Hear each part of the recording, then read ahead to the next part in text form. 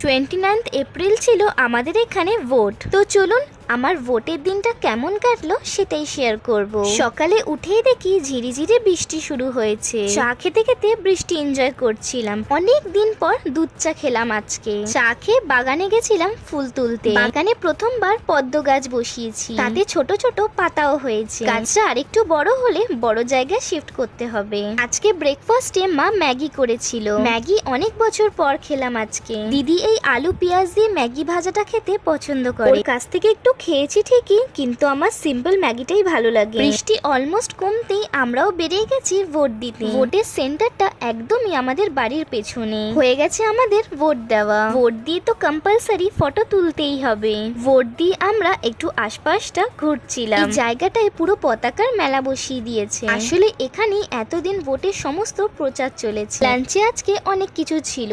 ভেবেছিলাম আজকে ইলেকশনের মেনু খাবো, মানে পান্তা ভাত। জোকসাপাট, আসলে এত গরমে জল ঢালা ভাতটাই ভালো লাগে, বাট আজ বৃষ্টি হতেই সব মেনু চেঞ্জ করতে হলো। টিভিতে বীরজারা মুভিটা দিয়েছিল। এই মুভিটা আমার মোটামুটি ভালোই লাগে। বাইরে তো সব দোকানপাট বন্ধ, তাই ব্লিঙ্কিট থেকে এই কুলফিগুলো অর্ডার করেছিলাম, কিন্তু ভালো করে এটা এনজয় করতে পারলাম না, পুরো গলে গেছিল। রাতে প্রচন্ড বৃষ্টি হচ্ছিল, ইচ্ছা থাকলেও বেরাতে পারিনি, তাই ভোটের ফটোগুলো পোস্ট করছিলাম। আজকে রাতে ডিনারে চিলি চিকেন আর পরোটা হবে, তার জন্য ক্যাপসিকাম পেঁয়াজ এগুলো কাটছিলাম। পরোটার সাথে চিলি চিকেন খাওয়ার অনেক দিন ধরেই ক্রেভিংস হচ্ছিল। আজকে ভোটের দিন কম আর ভালো ভালো খাবারের দিন বেশি হলো।